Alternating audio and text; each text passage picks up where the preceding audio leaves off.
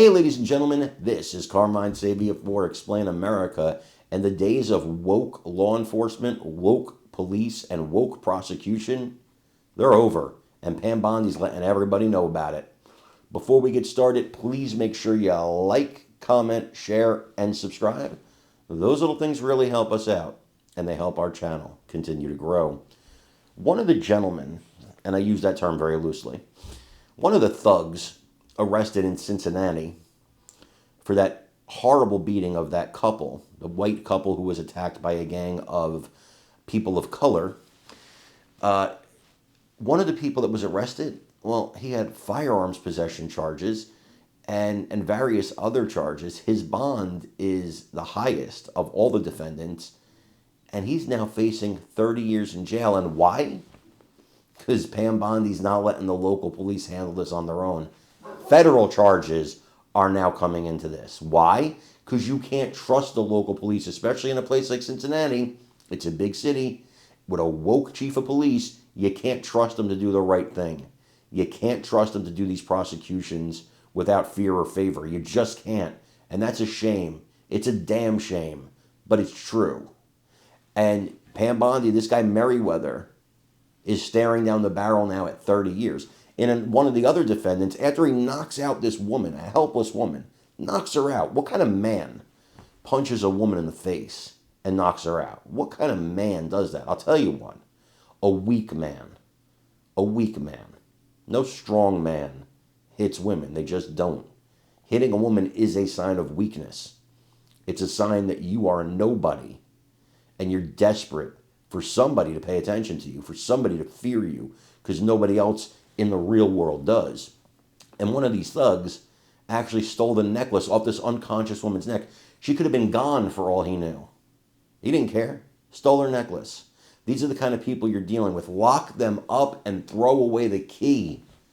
Get rid of these people off our streets and make the streets safer.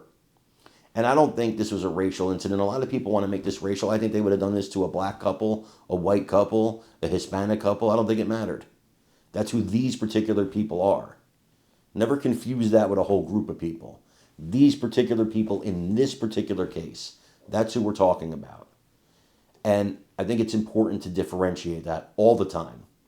Because these people were absolutely thugs. And they belong in prison.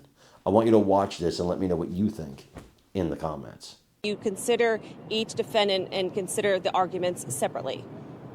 The video shows when some of the individuals go on the ground, Mr. Merriweather walks away. Montanez Merriweather was the first to be arraigned today. He is the one who was actually out on bond in a separate weapons case when the downtown assault took place. Judge Triggs kept his bond at $500,000, the highest of all of the defendants. The two women defendants, Dakira Vernon and Aisha Devon, had theirs lowered to $25,000 and are allowed to post 10%. Aside from the bond issue, we also heard more details about what allegedly happened from the prosecutor. Defense attorneys, though, disagreed with the prosecutor's story.